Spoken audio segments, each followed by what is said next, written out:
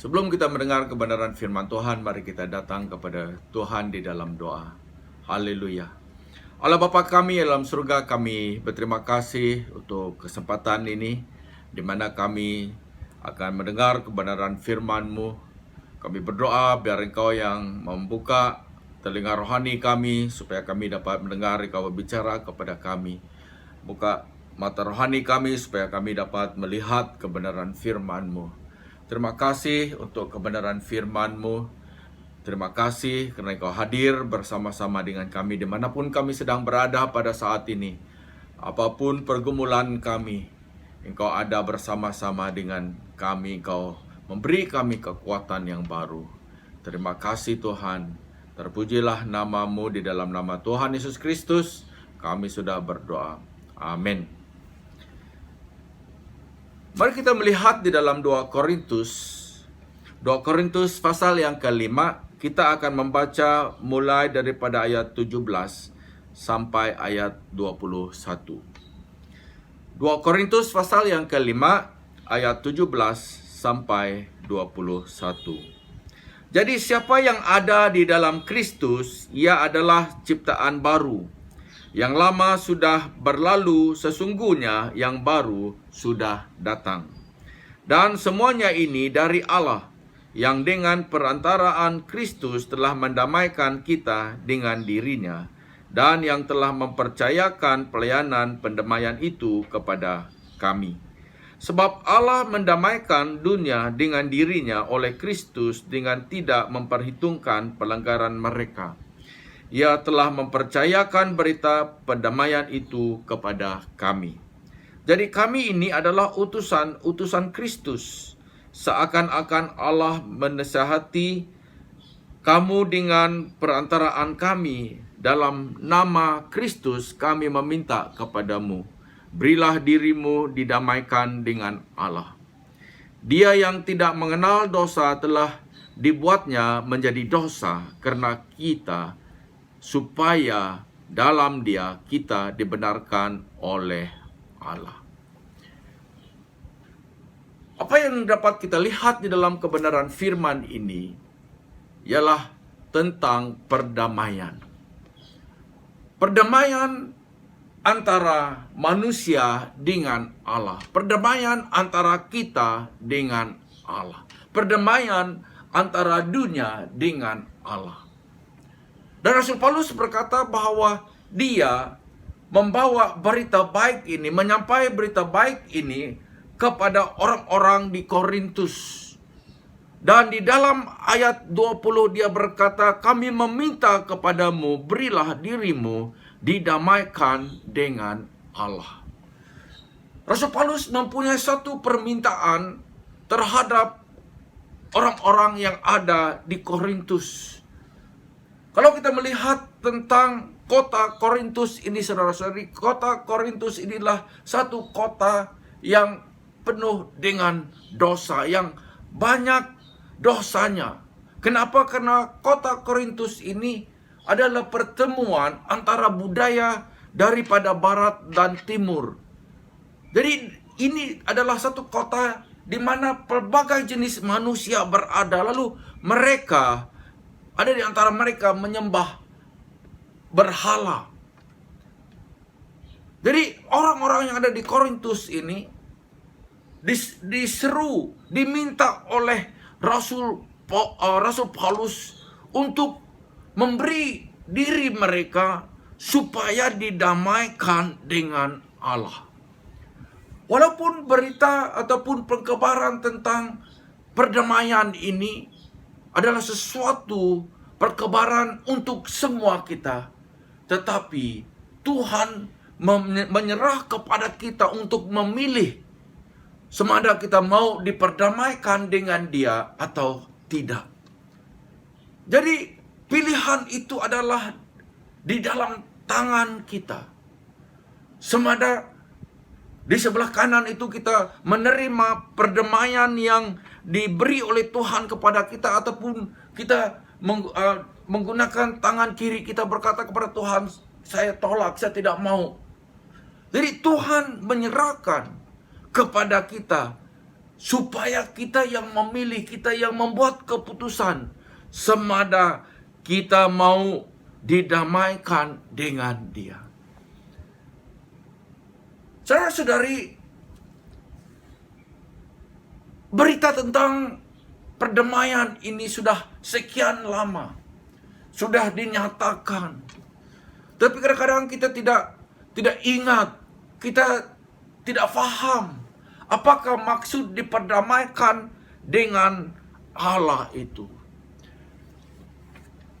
Perdamaian dengan Allah itu merujuk kepada situasi kita, merujuk kepada kedudukan kita, yaitu kita telah berada dan jauh daripada Tuhan. Kita telah meninggalkan Tuhan.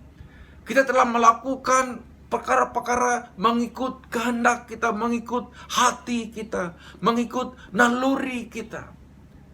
Kita telah bersengketa dengan Tuhan. Kita tidak mau mengikut firman Tuhan. Tidak mau menurut perintah Tuhan. Oleh sebab itu kita berseteru dengan Tuhan. Oleh sebab itu, karena kasih karunia Tuhan untuk kita, saudara, sebab Tuhan tahu apakah yang akan terjadi kepada orang-orang yang tidak didamaikan dengan Dia. Mereka akan mengalami di akhir hidup mereka akan mengalami kemusnahan. Karena Tuhan mau kita sentiasa berada bersama-sama dengan Dia. Tuhan mengasihi kita. Di dalam Yohanes 3 ayat 16 berkata, karena begitu besarnya kasih Allah untuk dunia ini, maka diberinya anak yang tunggal itu, dan barang siapa yang percaya kepadanya tidak akan binasa, melainkan memperolehi kehidupan yang kekal. Jadi rencana Tuhan untuk kita, saudara, yaitu supaya setiap pribadi kita akan memperolehi kehidupan yang kekal, kehidupan yang sentiasa berada bersama-sama dengan Dia. Itulah rencana Tuhan bagi kita. Dan di dalam firman Tuhan ini Dia berkata bahwa kita yang percaya kepada Tuhan, kita yang memberikan diri kita untuk didamaikan dengan Tuhan, kita akan didamaikan dengan Allah sendiri. Kita akan didamaikan dengan Allah. Ini merujukkan, saudari, bahwa Allah itu senantiasa ada. Allah itu adalah Allah yang setia. Allah tidak pernah meninggalkan kita. Allah senantiasa menunggu kepulangan kita kepadanya. Dia senantiasa menunggu kita hadir, kita kembali, kita pulang kepadanya. Karena sekian lama kita sudah jauh daripada Tuhan. Kita masih ingat lagi tentang perumpamaan bagaimana seorang ayah membagikan hartanya kepada 2 orang anaknya, dan yang bungsu dia meninggalkan bapaknya, dia membawa harta yang telah dibagi bapaknya kepada dia, dan dia pergi ke negeri yang jauh, dan di sana dia menghabiskan hartanya. Dan pada satu hari dia berkata, aku mau balik ke rumah bapakku. Aku mau balik. Apa sebab dia sudah kehilangan segala hartanya. Bahkan dia meminta-minta. Dia hidup dengan hidup melarat. Lalu berkata, aku mau pulang. Dan firman Tuhan berkata ketika dia pulang, walaupun dia dalam keadaan yang bajunya kotor, ya mungkin rambutnya tidak terurus, tetapi bapaknya dari jauh dia mengecam anaknya, dia mengetahui itu adalah anaknya, dan firman Tuhan berkata dia berlari mendapatkan anaknya, dan dia berkata, anakku telah hilang dan sekarang sudah kudapat. Anaknya kembali kepadanya dan bapaknya merangkul dia. Seperti itu juga saudara-saudari, itulah gambaran Allah Bapa terhadap kita apabila kita didamaikan dengan Dia. Jadi pendamaian kita itu dengan Allah itu adalah di dalam rencana Allah sendiri. Allah yang menyediakan, apa yang diperlukan untuk mendamaikan kita dengan Dia. Firman Tuhan berkata bahwa Dia menyerahkan anaknya yang tunggal, yaitu Tuhan Yesus Kristus. Dia telah disalibkan, Dia telah mati untuk kita. Firman Tuhan berkata, tanpa pencurahan darah tidak ada pengampunan. Tanpa pencurahan darah tidak ada pengampunan. Harus ada seorang yang mati bagi pihak kita. Harus ada darah yang dicurahkan untuk menyucikan segala dosa-dosa kita. Dan darah itu perlu daripada seorang yang kudus, seorang yang benar, seorang yang tidak ada dosa. Dan Allah sendiri telah menyediakan korban itu untuk kita. Korban persembahan itu untuk kita, saudara-saudari. Karena kasih-Nya untuk kita, maukah kita menyerahkan diri kita untuk didamaikan dengan Allah pada pagi hari ini? Tuhan sentiasa menanti kepulangan kita kepadanya. Tuhan senantiasa menanti kita kembali kepadanya. Dia senantiasa menanti kita balik kepadanya. Walaupun sudah sekian lama kita meninggalkan Tuhan, kita mungkin tidak mau datang ke gereja lagi, mungkin kita tidak membaca firman Tuhan lagi, mungkin kita tidak mau berdoa lagi. Tapi Tuhan adalah Tuhan yang panjang sabar. Dia menanti kita kembali kepadanya. Oleh sebab itu, saudari, mari kita memberi diri kita untuk didamaikan dengan Allah. Karena kasih-Nya kepada setiap pribadi kita. Saudara-saudari, Allah yang merencanakan kita didamaikan dengan Dia. Dan selain daripada itu, saudari, firman Tuhan berkata bahwa orang yang telah diperdamaikan dengan Allah, mereka adalah di dalam Kristus. Mereka adalah di dalam Kristus dan mereka adalah ciptaan baru. Yang lama itu sudah hilang. Ada sesuatu yang baru yang terjadi di dalam kehidupan setiap pribadi kita yang telah diperdamaikan dengan Allah. Ada satu sukacita yang ada di dalam hati kita apabila kita diperdamaikan dengan Allah.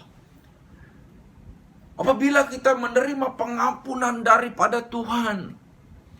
Ada sesuatu yang luar biasa, sesuatu yang tidak pernah kita pikirkan, yaitu damai sejahtera yang Allah beri kepada kita. Damai sejahtera yang Allah beri kepada kita, saudari, tidak dapat ditandingi daripada apa-apapun yang ada di dunia ini.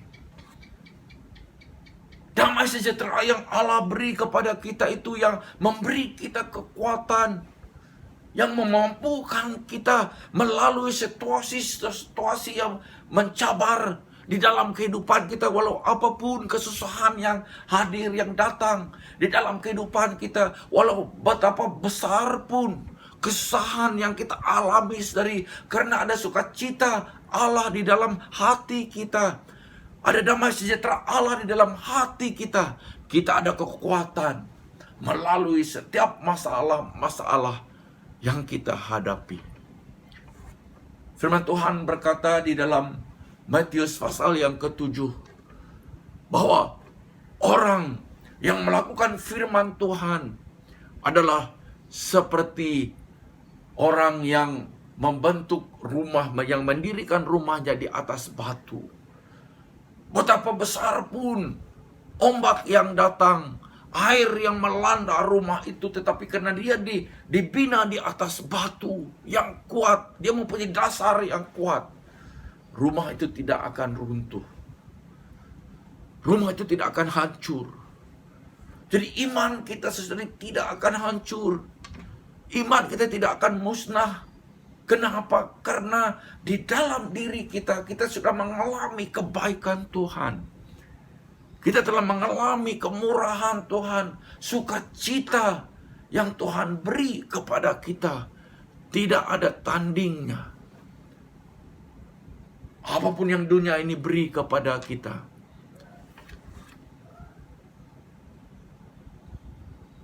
Apapun yang dunia ini sediakan bagi kita sesedari. Mungkin harta yang banyak, kekayaan yang banyak. Tetapi itu tidak dapat menandingi sukacita yang Tuhan beri kepada kita. Saudara-saudari, kita boleh beli rumah yang besar. Kita boleh beli tilam yang indah, tilam yang baik, ya, kita boleh baring di sana. Tetapi kita tidak akan mendapat ketenangan. Kita boleh beli, ya, boleh bina kamar yang baik, tapi kita tidak akan mendapat istirahat yang baik. Mungkin pada waktu malamnya kita sentiasa berpikir dalam pikiran kita, oh ini masalah saya, ini masalah saya, ini masalah saya. Sampai kita tidak boleh tidur. Sampai kita tidak boleh rehat. Tapi apabila Tuhan memberi kita damai sejahtera dimanapun kita berada, kita boleh beristirahat di dalam hadirat-Nya. Sebab itu firman Tuhan berkata bahwa orang yang menanti-nantikan Tuhan, mereka akan terbang seperti burung Raja Wali. Mereka memperoleh kekuatan yang baru. Mereka dapat terbang dengan tinggi, walau betapa besar pun badai yang datang, tapi burung Raja Wali itu akan menghadapkan dirinya terhadap badai yang datang itu, angin yang kuat itu, dan dia akan terbang tinggi. Itulah rencana Tuhan bagi kita, saudara-saudari, yaitu supaya kita akan makin hari makin kuat di dalam Dia, makin hari kita makin terbang tinggi di dalam Dia. Orang yang percaya kepada Tuhan adalah orang yang akan berdiri berhadapan dengan masalahnya, seperti mana Raja Daud ketika dia berhadapan dengan Goliat, dan Goliat ketawa. Goliat memandang kepada dia dan berkata, adakah aku ini anjing sehingga kau datang dengan membawa batu, membawa tongkat?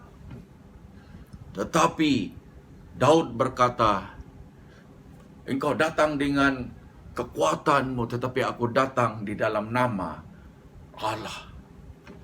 Aku datang di dalam nama Tuhan yang disembah oleh umat Israel. Bahwa Allah yang kita sembah adalah Allah yang benar, Allah yang ada bersama-sama dengan kita. Dia adalah Immanuel, Tuhan yang menyertai umat-umatnya. Jadi mari pada hari ini, saudari, kita tetap tinggal di dalam Tuhan, tetap berpegang kepada janji-janji Tuhan. Kenapa? Karena Allah dialah Tuhan yang ada bersama-sama dengan kita. Bahwa orang yang percaya kepada Tuhan, di dalam diri mereka Allah tinggal, Kristus ada di dalam kehidupan kita. Karena Dia ada di dalam kehidupan kita, kita adalah ciptaan yang baru. Tuhan senantiasa memperbaharui diri kita. Ada perubahan yang terjadi di dalam diri kita.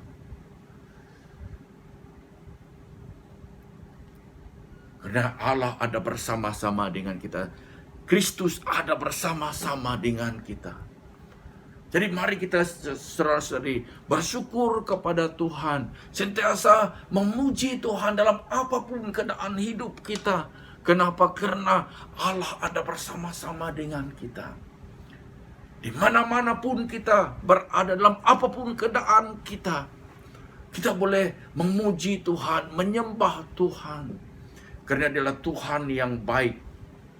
Tuhan yang ada bersama-sama dengan kita. Rasul Paulus berkata, pemberitaan tentang perdamaian dengan Allah ini adalah suatu perkabaran yang dinyatakan kepada orang-orang di mana sahaja. Bahwa pernyataan tentang kedamaian, perdamaian antara kita dengan Allah itu adalah satu berita yang baik.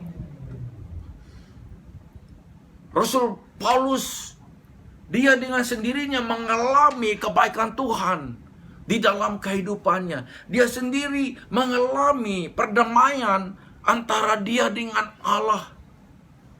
Kalau kita membaca tentang kehidupannya, Rasul Paulus pada satu hari, nama dia pada masa itu adalah Saulus. Sebelum dia mengenal Tuhan, dia berkobar-kobar untuk menangkap orang-orang Kristen, orang-orang yang percaya kepada Tuhan Yesus. Dan dia pergi ke Damaskus untuk menangkap orang-orang Kristen. Tapi dalam perjalanannya ke Damaskus, saudara-saudari, dia melihat satu cahaya dari surga, daripada langit. Sehingga dia terjatuh daripada kudanya. Walau betapa megah pun kita, walau betapa tinggi pun jawatan kita, saudari, walau betapa tinggi pun kedudukan kita, apabila Tuhan bekerja dalam kehidupan kita, kita tidak boleh melawan kuasa Allah. Kita tidak boleh melawan kuasa Tuhan. Oleh sebab itu, mari kita merendahkan diri kita di hadapan Tuhan. Sebab Tuhan berkata bahwa orang yang sombong itu Tuhan akan merendahkan mereka. Tetapi orang yang merendahkan diri mereka di hadapan Tuhan, Tuhan akan mengangkat mereka. Tuhan akan membawa mereka dan meletakkan mereka di tempat yang tinggi. Yang mana satukah pilihan kita? Orang yang merendahkan diri mereka di hadapan Tuhan, Tuhan akan mengangkat mereka. Tapi orang yang sombong, Tuhan akan menjatuhkan mereka. Seperti mana Tuhan menjatuhkan Saulus daripada kudanya. Dan selama 3 hari dia tidak dapat melihat.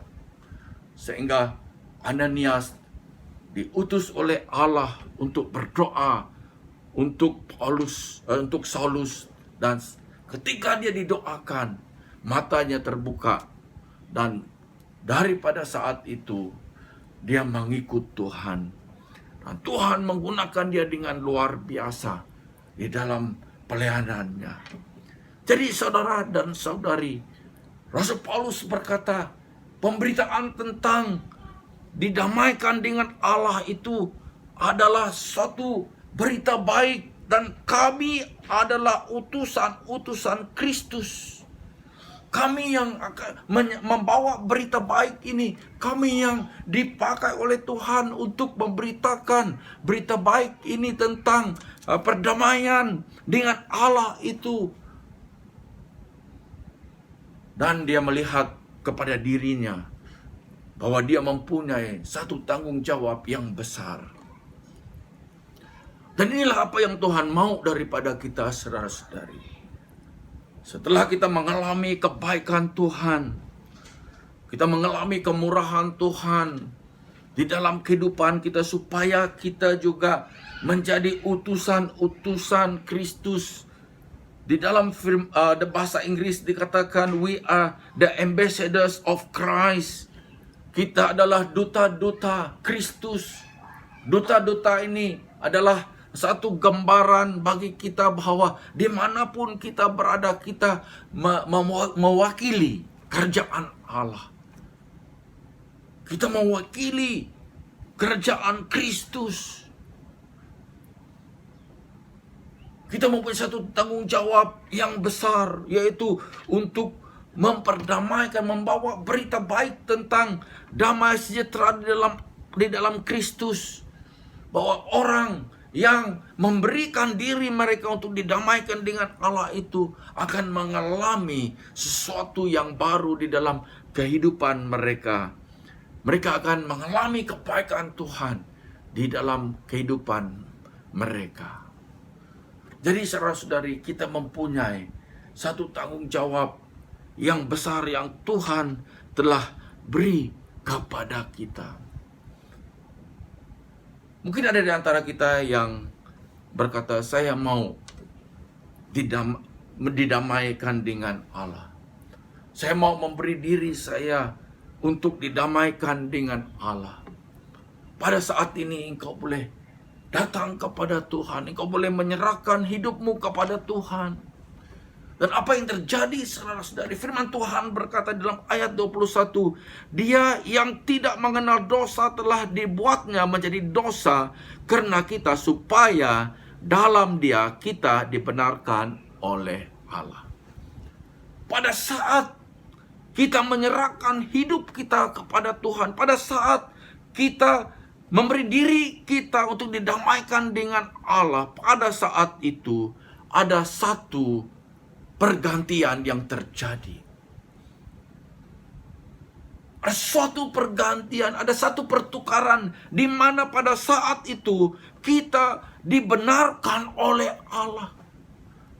Bahwa betapa besar pun, betapa hitam pun dosa-dosa kita, pada saat itu kita dibenarkan oleh Allah. Dan Tuhan Yesus yang tidak mengenal dosa, dosa-dosa kita diletakkan ke atasnya. Segala beban-beban kita diletakkan di atas Tuhan Yesus, sehingga kita tidak akan merasa letih lagi dalam roh kita. Kita telah dibebaskan, kita telah dimerdekakan, kita mengalami kebenaran Allah di dalam diri kita. Pada saat kita menyerahkan diri kita untuk didamaikan dengan Allah. Jadi saudara-saudari, Tuhan Yesus telah membayar harga untuk kita ketika Dia mati di atas kayu salib. Dan apa yang perlu kita lakukan, saudari, yaitu kita percaya kepada Tuhan. Firman Tuhan berkata, barang siapa yang datang kepada Tuhan, mereka harus beriman kepada Tuhan. Mereka harus percaya kepada Tuhan, bahwa apa yang Tuhan katakan tentang dirinya itu adalah ya dan amin. Tuhan yang kita sembah, Allah yang kita sembah tidak pernah berubah. Dialah Tuhan yang ada bersama-sama dengan Abraham. Dialah Allah yang sama yang menyertai Raja Daud. Dialah Allah yang sama yang bersama-sama dengan Rasul Petrus, yang bersama-sama dengan Rasul Paulus. Dan dialah Allah yang ada menyertai kita di dalam kehidupan kita. Mari pada pagi hari ini kita datang kepadanya, diperdamaikan dengan Dia, menyerahkan hidup kita kepadanya, karena Dialah Tuhan yang telah merencanakan supaya kita didamaikan dengan Dia. Dialah yang menyediakan dan mengutus anaknya Yesus Kristus untuk datang dan mati di atas kayu salib bagi kita. Dan apa yang Dia mau daripada kita, saudari, supaya kita bertindak, yaitu menyerahkan diri kita untuk didamaikan dengan Dia. Mari pada pagi hari ini kita menyerahkan hidup kita kepada Tuhan, supaya kita didamaikan dengan Allah. Biar Roh Kudus yang bekerja di dalam hatimu pada saat ini. Serahkan apapun beban-beban yang dalam hatimu, dalam kehidupanmu, kepada Tuhan, sebab Dia mengasihi engkau. Dia memperdulikan engkau. Mari kita berdoa. Terima kasih Tuhan untuk kebaikan. Inilah kami Tuhan, anak-anak-Mu, berdiri di hadapan takhta anugerah-Mu pada saat ini. Terima kasih untuk kebenaran firman-Mu, karena Engkau Tuhan yang sentiasa membuka tangan-Mu Tuhan untuk menyambut kedatangan kami, untuk menyambut kehadiran kami Tuhan. Engkaulah Allah yang mengasihi kami, Allah yang memperdulikan kami. Dan saya berdoa pada saat ini Tuhan, untuk setiap pribadi kami, dimanapun kami berada, biar kami mengalami kasih-Mu. Biar kami mengalami kebaikan-Mu secara pribadi. Dan Engkaulah Tuhan yang baik. Terima kasih Tuhan, untuk kehidupan yang baru yang Kau telah beri kepada kami di dalam Yesus Kristus. Terima kasih, karena kami adalah ciptaan baru. Yang lama itu sudah hilang, yang lama itu sudah lenyap. Kau memberi kami kehidupan yang baru. Biar kami terus berjalan dalam kebenaran firman.